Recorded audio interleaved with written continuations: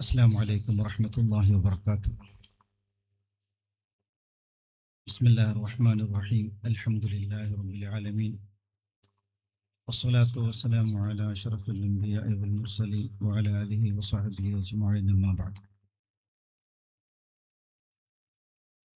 ആദരണീയരായ സയ്യിദുമാരെ, നേതാക്കളെ, പണ്ഡിതന്മാരെ,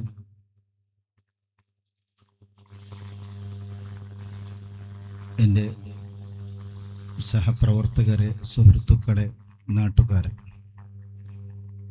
അല്ലാഹു റബ്ബുൽ ഇസ്സത്ത് നമ്മുടെ ഒരുമിച്ച് കൂടൽ അവൻ പൊരുത്തപ്പെട്ട സ്വാലിഹായ അമലാക്കി മാറ്റുമാറാകട്ടെ.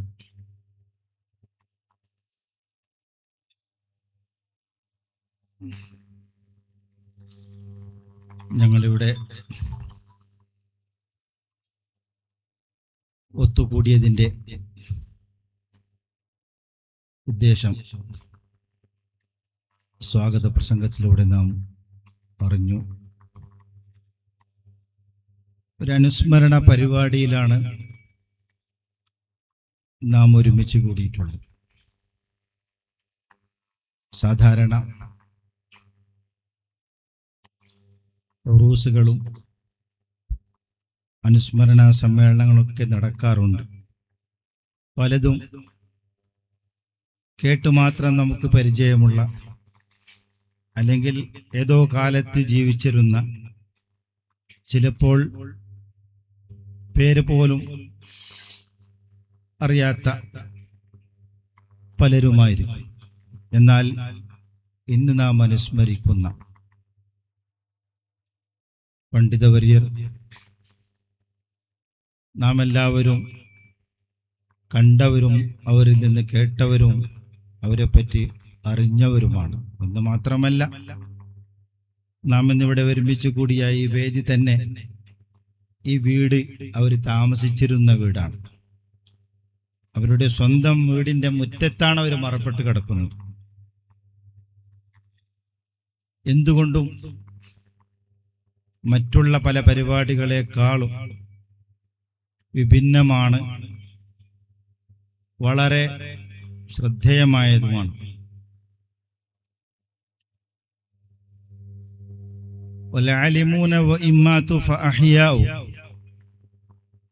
പണ്ഡിതന്മാർ അവർ മരണപ്പെട്ടാലും ജീവിച്ചു കൊണ്ടേയിരിക്കുന്നവരാണ്. ഞാൻ ദീർഘിപ്പിക്കുന്നില്ല, എൻ്റെ കർത്തവ്യം ഉദ്ഘാടനമാണ്. ഇന്നത്തെ അനുസ്മരണ പ്രഭാഷണത്തിന് പണ്ഡിതന്മാരുണ്ട്. ബഹുവന്യരായ സയ്യിദ് സൈനുൽ ആബിദീൻ തങ്ങളവരുകളുണ്ട്. നാം ഏവരും കാത്തിരിക്കുന്ന, ഇന്ന് ആദ്യമായി ഈ പരിപാടിക്ക് ഇവിടെ വന്ന ഹുജ്ജത്തുൽ ഉലമ മൗലാന അവരുകളുമുണ്ട്. എല്ലാം കേൾക്കാൻ വേണ്ടി വന്നവരാണ്. ഒന്ന് രണ്ട് വാക്കുകൾ മാത്രം പറഞ്ഞ് ഞാൻ വിരമിക്കും. പണ്ഡിതന്മാർ മരണപ്പെട്ടാലും അവർ ജീവിച്ചുകൊണ്ടേയിരിക്കും. സാധാരണ ജനങ്ങളിൽ നിന്നും വിഭിന്നമാണ്. നമ്മുടെ കണ്ണിൽ നിന്നും മാറി മറഞ്ഞു കഴിയുന്നവരാണെങ്കിലും ജനമനസ്സുകളിൽ അവർ ജീവിച്ചു കൊണ്ടിരിക്കുന്നവരാണ്. അല്ലാഹു തആല നൽകിയ ഒരു പദവിയാണത്. ആഖിറത്തിലേക്ക് എന്നെന്നും കിട്ടിക്കൊണ്ടിരിക്കുന്ന അവർക്കുള്ള അമലുമാണത്.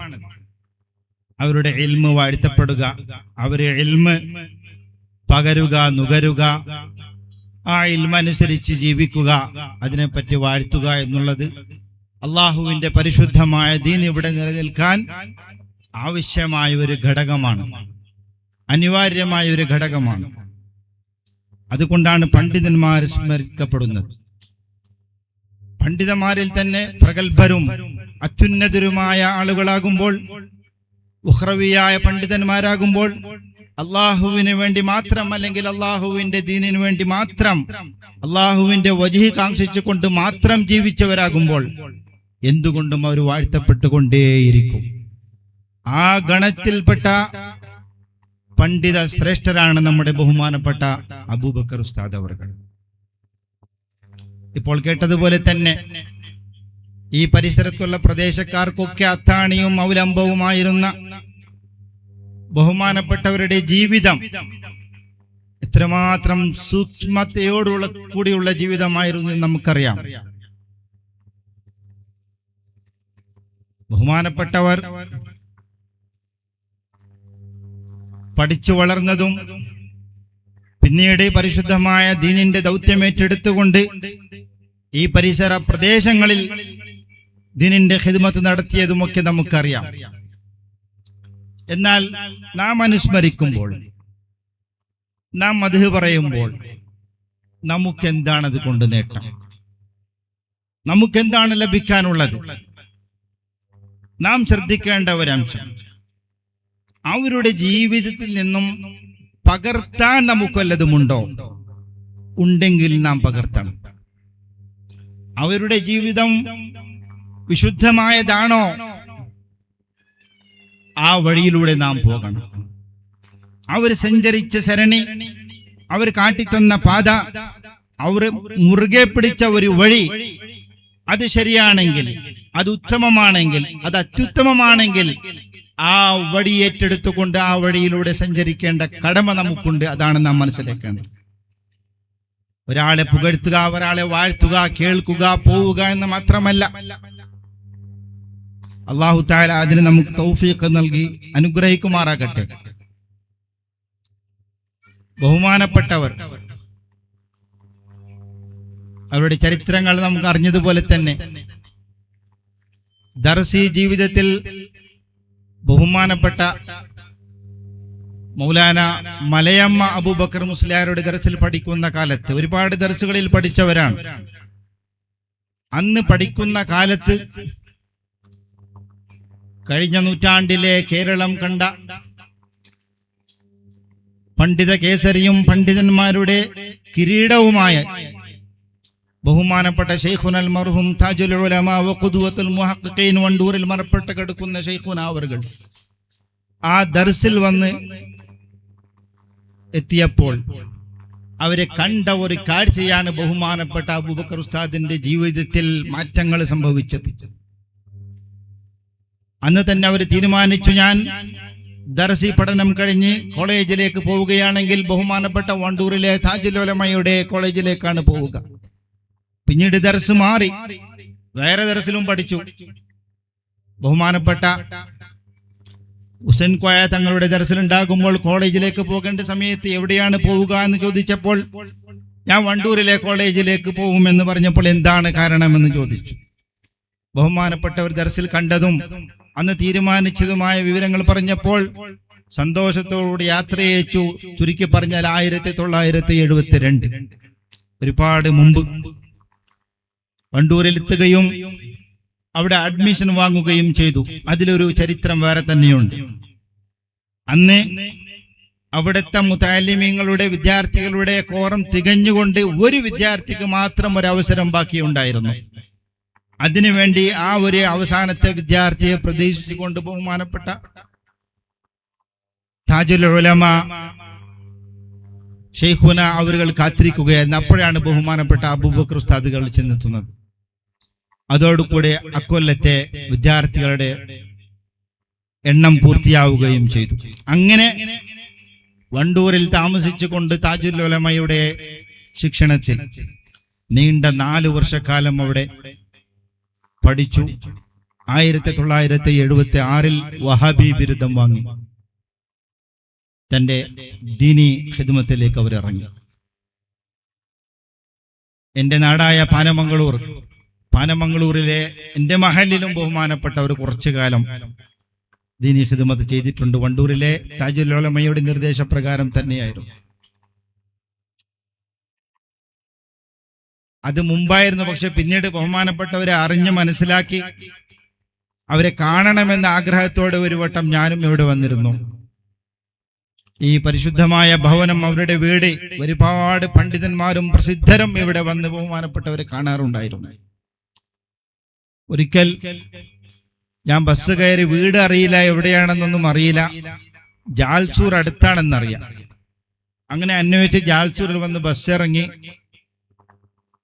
ബഹുമാനപ്പെട്ടവരെ പറ്റി അന്വേഷിക്കാൻ വേണ്ടി ഒരുങ്ങുമ്പോഴാണ് ബഹുമാനപ്പെട്ട അബൂബക്കർ ഉസ്താദ് അവരുകൾ അവിടെ ബസ്സും കാത്തു നിൽക്കുന്നത്. ബസ്സിറങ്ങി അങ്ങനെ സലാം പറഞ്ഞു. പിന്നീട് വിഷയത്തിലേക്ക് സംസാരിക്കാൻ തുടങ്ങുമ്പോഴേക്കും ബഹുമാനപ്പെട്ടവര് കാത്തിരിക്കുന്ന ബസ് വരികയും ചെയ്തു. പിന്നെ പെട്ടെന്നൊന്നും ബസ്സില്ല. ആ ബസ്സിൽ പോകാതെ നിർവാഹമില്ല. ബഹുമാനപ്പെട്ടവർ കയറി ബസ്സിൽ പോവുകയും ചെയ്തു. അങ്ങനെ അന്ന് സംസാരിക്കാൻ പറ്റിയിരുന്നില്ല. എന്നാലും പിന്നീട് ഞാൻ ദുഗലടക്ക ജാമിയ ബുഖാരിയയിൽ കുറച്ചു കാലം അവിടെ ഞാൻ താമസിച്ചിരുന്നു.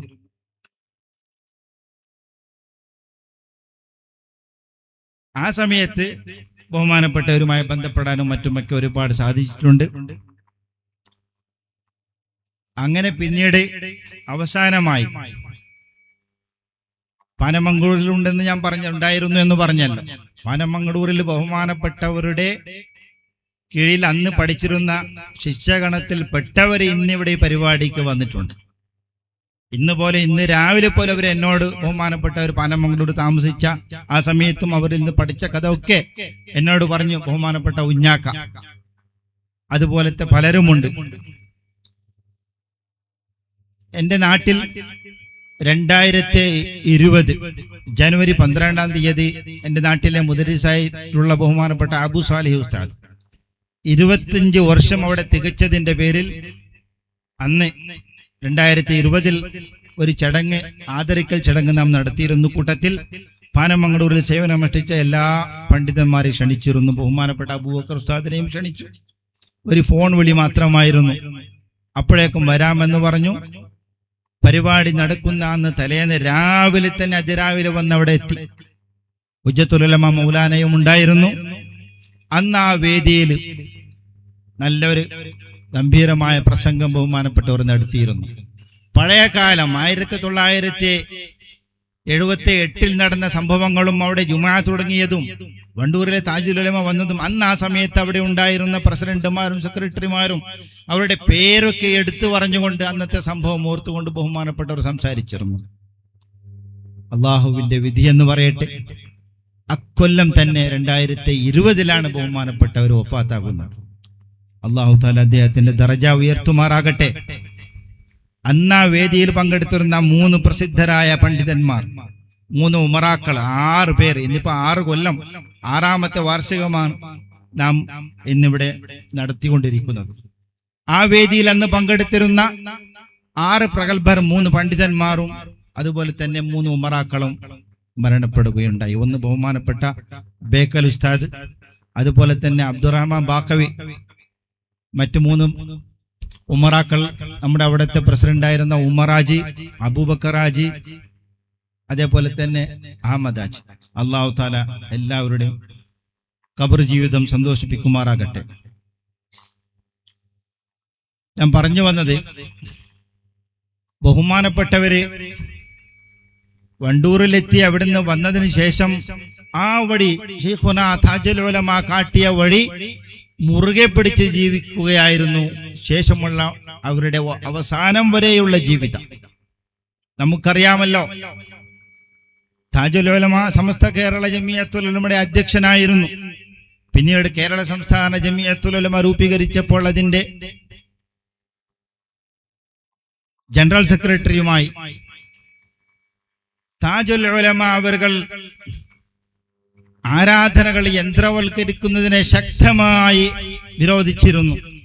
ഷാഫിഈ മദ്ഹബിന്റെ നിയമമനുസരിച്ച്, ഷാഫിഈ മദ്ഹബിന്റെ ഉലമാക്കൾ പറയുന്നതനുസരിച്ച് നമ്മുടെ ഇബാദത്തുകൾ സ്വഹിയാകണമെങ്കിൽ, ജുമുഅ ഖുതുബയും നിസ്കാരവും ഒക്കെ സ്വഹിയാകണമെങ്കിൽ യന്ത്രവൽക്കരിക്കാൻ പാടില്ല എന്ന് അതിനെ എതിർത്തുകൊണ്ട് ബഹുമാനപ്പെട്ടവർ അന്ന് സമസ്തയിൽ നിന്ന് ഇറങ്ങി വന്നുകൊണ്ട് കേരള സംസ്ഥാന ജമിയത്തുൽ ഉലമ രൂപീകരിച്ചു എന്ന് മാത്രമല്ല, തന്റെ അവസാന കാലം വരെ അതിനുവേണ്ടി പോരാടി. അതേ വഴിയിൽ തന്നെയാണ് ബഹുമാനപ്പെട്ട അബൂബക്കർ ഉസ്താദ് കയറുള്ളൂ. നമുക്കറിയാം, മരണം വരെ അവര് സ്പീക്കർ ജുമുഅ നടത്തുന്ന ഒരു പള്ളിയിലും ജുമുഅക്ക് പോയിട്ടില്ല. അദ്ദേഹം ഇവിടെ പങ്കെടുക്കാറുണ്ടായിരുന്ന ജുമുഅത്ത് പള്ളിയിൽ അദ്ദേഹത്തിന്റെ മരണം വരെ സ്പീക്കർ സ്ഥാപിച്ചിട്ടുമില്ല എന്നാണ് അറിയാൻ കഴിഞ്ഞത്. ആ വഴി അവർ മരണപ്പെട്ടാലും അത് ഇല്ലാതെയാകുന്നില്ല. അവർ കണ്ണിൽ നിന്ന് മറഞ്ഞാൽ നാം അവരെ സ്നേഹിക്കുന്നവരാണെങ്കിൽ, ആദരിക്കുന്നവരാണെങ്കിൽ, അവർ കാട്ടിത്തന്ന ആ വഴി വിശുദ്ധമായ വഴിയാണത്, സംശയമില്ലാത്ത വഴിയാണ്, അത്യുത്തമമായ ഒരു മാർഗമാണത്. അത് നാം സ്വീകരിക്കണം എന്ന് മാത്രമല്ല, അദ്ദേഹത്തെ അനുകരിച്ചുകൊണ്ട് ജീവിക്കുന്ന അദ്ദേഹത്തിന്റെ മക്കളോ ശിഷ്യന്മാരോ ഉണ്ടെങ്കിൽ അവർക്കും കൂടി പങ്കെടുക്കാൻ പറ്റുന്ന വിധത്തിലായിരിക്കണം നമ്മുടെ ജുമാ ഖുതുബകളും നമ്മുടെ ആരാധനകളും നമ്മുടെ കർമ്മങ്ങളും. അതിനുവേണ്ടി വഴി നാം ഉണ്ടാക്കി കൊടുക്കണം. ബഹുമാനപ്പെട്ടവർ പിഞ്ചു മക്കൾക്ക് പഠിക്കാൻ വേണ്ടി സ്ഥാപിച്ച മദ്രസയുണ്ടായിരുന്നു. അദ്ദേഹത്തിന്റെ ഗുരുമഹത്തുക്കൾ ഉണ്ടാക്കിയതായ സിലബസ്, അവർ എഴുതിയതായ പുസ്തകം, അത് വണ്ടൂരിൽ നിന്ന് വരുത്തിച്ചുകൊണ്ട് ഇവിടെ കുട്ടികൾക്ക് പഠിപ്പിച്ച് ഇരുന്നൊരു മദ്രസയുണ്ടായിരുന്നു. അതൊക്കെ നാം നിലനിർത്തണം. അവരുടെ ആഘോഷങ്ങൾ, അവരുടെ അനുസ്മരണങ്ങൾ, പരിപാടികൾ നടത്തുന്നതോടൊപ്പം നാം അവരുടെ ചര്യകൾ നാം ഹയാത്താക്കണം, അത് ജീവിപ്പിക്കണം. അതിനുവേണ്ടി എന്ത് ത്യാഗമാണോ ചെയ്യേണ്ടത് അത് നാം സഹിക്കണം, ആ വഴിയിലൂടെ നീങ്ങണം. അപ്പോഴാണ് യഥാർത്ഥത്തിൽ അനുസ്മരണമാവുക. അല്ലാഹു തആല നമുക്ക് തൗഫീഖ് നൽകി അനുഗ്രഹിക്കുമാറാകട്ടെ. ബഹുമാനപ്പെട്ടവർ, അവരെ പറ്റി സംസാരിക്കാൻ ഇഷ്ടം പോലെ പ്രഭാഷണങ്ങൾ വരാനുണ്ട്. എന്റെ കർത്തവ്യത്തിലേക്ക് ഞാൻ കടക്കുകയാണ്. ബഹുമാനപ്പെട്ടവർ പഠിച്ചിരുന്ന ജാമിയ വഹബിയ അറബി കോളേജ്, അതിരറ്റ് സ്നേഹിച്ചവരായിരുന്നു ബഹുമാനപ്പെട്ടവരതിനെ. ആ വണ്ടൂരിലെ ഷെയ്ഖുനായെയും നമുക്കറിയാമല്ലോ, ഇപ്പോൾ പറഞ്ഞു കേട്ടല്ലോ. വർഷാവർഷം വണ്ടൂരിൽ നടക്കുന്ന ബഹുമാനപ്പെട്ടവരുടെ ഗുരുവര്യരായിരിക്കുന്ന താജുൽ ഉലമയുടെ അനുസ്മരണ പരിപാടിയിൽ, ആണ്ടുപരിപാടിയിൽ ഇത്രയും ദൂരെ നിന്ന് സഞ്ചരിച്ചു കൊണ്ട് കുടുംബത്തോടൊപ്പം എല്ലാ വർഷവും പങ്കെടുക്കുമായിരുന്നു. കുടുംബസമേതം അദ്ദേഹത്തിന്റെ പതിവായിരുന്നത്. അതുപോലെ തന്നെ അവിടെ നിന്നിങ്ങോട്ടും പണ്ഡിതന്മാർ വരികയും വീടുമായിട്ടുള്ള ബന്ധവും എല്ലാ കാര്യങ്ങളും. ഇന്ന് തന്നെ ബഹുമാനപ്പെട്ട ഹുജ്ജത്തുൽ ഉലമ മൗലാനയെ ക്ഷണിച്ചപ്പോൾ 2 മക്കളെയും കൂട്ടിയിട്ടാണ് ബഹുമാനപ്പെട്ട ഹുജ്ജത്തുൽ ഉലമ അവർ ഇന്നിവിടെ വന്നിട്ടുള്ളത്. ആ ബന്ധമാണ്, വീടുമായിട്ടുള്ള ബന്ധമാണ്, അഭേദ്യമായ ബന്ധം, വൈജ്ഞാനികമായ ബന്ധമാണ്. അല്ലാഹു തആല ആഖിറത്തിൽ മശായിഖുമാരോടൊപ്പം നമ്മയും സുഖലോക സ്വർഗത്തിൽ ഒരുമിച്ച് കൂട്ടുമാറാകട്ടെ. അപ്പൊ അവർ സ്നേഹിച്ചിരുന്ന ജാമിയ വഹബിയ അറബി കോളേജിന്റെ വജ്ര ജൂബിലി ആഘോഷം നടന്നുകൊണ്ടിരിക്കുകയാണ്. 2026 ജനുവരിയിൽ തുടങ്ങിയത് 2027 ജനുവരി വരെ നീണ്ടു നിൽക്കുന്ന ആഘോഷ പരിപാടികളാണ് നടക്കുന്ന. വിവിധ പരിപാടികൾ, അതിലെല്ലാം നാം ഭാഗവാക്കാകണമെന്ന് സാന്ദർഭികമായി ഞാൻ ഉണർത്തുകയാണ്. അതിന്റെ ഒരു 60 പ്രഭാഷണങ്ങൾ, 60 വഹബിമാരുടെ വിശിഷ്ടമായ വിവിധങ്ങളായ വ്യത്യസ്തമായ വിഷയങ്ങളിലുള്ള അതിമഹത്തായ 60 പ്രഭാഷണങ്ങൾ നടന്നുകൊണ്ടിരിക്കുകയാണ്. നമുക്കത് എവിടെയും പോകേണ്ടതില്ല. ഇരുത്തത്തിൽ തന്നെ നമുക്ക് യൂട്യൂബിൽ നോക്കിയാൽ നമുക്ക് കേൾക്കാൻ സാധിക്കും. അതെല്ലാവരും കേൾക്കണമെന്ന് ഞാൻ അപേക്ഷിക്കുകയാണ്. അതുപോലെ തന്നെ ഈ അടുത്ത് അതിന്റെ ഭാഗമായ ആഘോഷ പരിപാടിയുടെ ഭാഗമായ ഒരു ഫത്വ ലോകം എന്ന പേരിലുള്ള വിശിഷ്ടമായ ഒരു സെമിനാർ കോഴിക്കോട് വെച്ച് നടന്നു.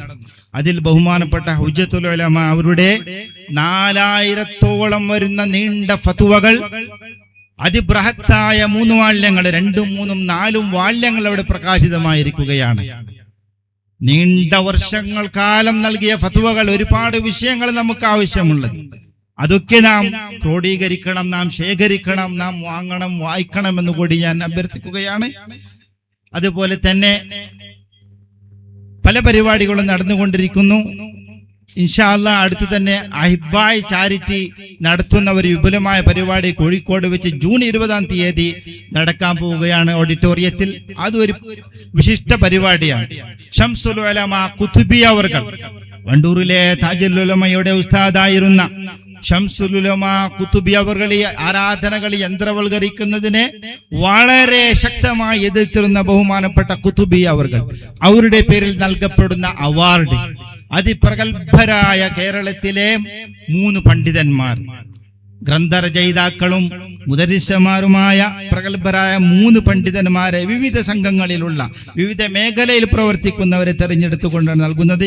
ഒന്ന് ബഹുമാനപ്പെട്ട നമ്മുടെ കുഞ്ഞാലി ഉസ്താദ്, കേരള സംസ്ഥാന ജമിയത്തുൽ ഉലമയുടെ വൈസ് പ്രസിഡന്റായ കുഞ്ഞാലി ഉസ്താദ്, ഫത്വൽ മുഈൻ അൽ അഇമ്മ ഫി ബയാനിൽ അൽ മുഹിമ്മ ഫി ബയാനിൽ അഇമ്മ എന്ന പേരിൽ ഫത്വൽ മുഈനിലുള്ള എല്ലാ ഇമാമിങ്ങളെ പറ്റിയുള്ള ഒരു അറബി ഗ്രന്ഥം. അതുപോലെ തന്നെ ഫത്വൽ മുഈന്റെ വ്യാഖ്യാനമായി ഈ അടുത്തിറങ്ങിയ ഫൈദുൽ മതീൻ എന്ന ഗ്രന്ഥം. അൽഫിയക്കുള്ള ഷറഹ്, ബദരീങ്ങളെ പറ്റിയുള്ളത്, ഇങ്ങനെ ഒരുപാട് അറബിയും മലയാളത്തിലുമായ ഗ്രന്ഥ രചിച്ചിട്ടുള്ള മുദരിസായ ചേലക്കാട് കുഞ്ഞാലി ഉസ്താദ്, മറ്റൊന്ന് ബഹുമാനപ്പെട്ട കോടമ്പുഴ ബാവ മുസ്ലിയാർ, ഒരുപാട് ഗ്രന്ഥങ്ങൾ രചിച്ചവരും അതുപോലെ തന്നെ ദർസ് നടത്തുന്നവരും, മറ്റൊന്ന് പൂക്കോട്ടൂരിലെ മുഹമ്മദ് ബാഖവി അവർകൾ, പ്രഗത്ഭരായ പണ്ഡിതന്മാർ. ആ പരിപാടി ജൂൺ 20 നടക്കുകയാണ്.